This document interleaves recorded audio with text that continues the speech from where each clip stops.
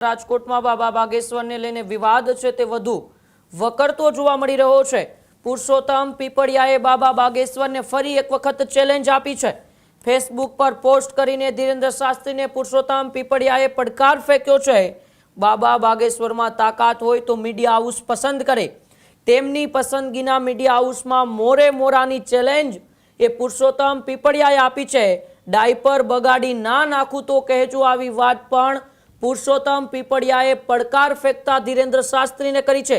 ગઈકાલે પુરુષોત્તમ પીપળિયાની અટકાયત પણ કરવામાં આવી હતી, પરંતુ જ્યારથી બાબા બાગેશ્વરની એ રાજકોટ આવવાની વાત થઈ છે ત્યારથી પુરુષોત્તમ પીપળિયા હોય, જયંત પંડ્યા હોય, આ તમામ લોકો ચર્ચાઓની અંદર છે। અને ફરી એક વખત હવે જ્યારે ગઈકાલે એ દિવ્ય દરબાર પર પૂર્ણ થઈ ગયો છે, દિવ્ય દરબારની અંદર અનેક એવા દ્રશ્યો પણ જોવા મળ્યા જેમાં એ અંધશ્રદ્ધા ક્યાંક ને ક્યાંક ફેલાતી હોય એવા દ્રશ્યો, કોઈક મહિલાઓ ધૂણતી નજરે પડી તો મહિલાઓ દ્વારા પત્રકાર પર પણ હુમલો કરવામાં આવ્યો, આવા અનેક દ્રશ્યો છે તે એ દિવ્ય દરબારમાં જોવા મળ્યા। અને દિવ્ય દરબારના બીજા જ દિવસે એટલે કે આજે પુરુષોત્તમ પીપળિયાએ ફેસબુકની અંદર એક પોસ્ટ કરી દીધી છે અને ફેસબુક પોસ્ટની અંદર તેમણે લખ્યું છે કે બાબા બાગેશ્વર મારી ચેલેન્જ સ્વીકારે, બાબા બાગેશ્વર જે મીડિયા હાઉસ પસંદ કરે, Gujarati media house, Hindi media house, એને જે પસંદ આવે તે મીડિયા હાઉસ પણ પસંદ કરી લે અને સાથે સાથે તે કે ત્યારે હું તેમની સાથે ડિબેટ કરવા તૈયાર છું। અને છેલ્લે એવું પણ પુરુષોત્તમ પીપળિયાએ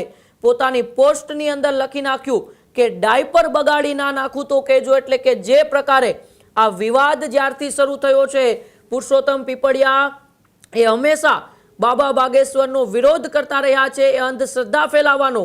પુરુષોત્તમ પીપળિયાએ પહેલા પણ કહ્યું હતું કે હું સનાતની ધર્મનો વિરોધી નથી પરંતુ અંધશ્રદ્ધાનો વિરોધી છું, ત્યારે ફરી એક વખત તેમણે બાબા બાગેશ્વરને પડકાર ફેંક્યો છે। હજુ સુધી તમે અમારી ચેનલને સબસ્ક્રાઇબ નથી કરી તો અત્યારે જ ન્યૂઝરૂમ ગુજરાતને સબસ્ક્રાઇબ કરો, ફેસબુક અને ઇન્સ્ટાગ્રામ પર ફોલો કરો।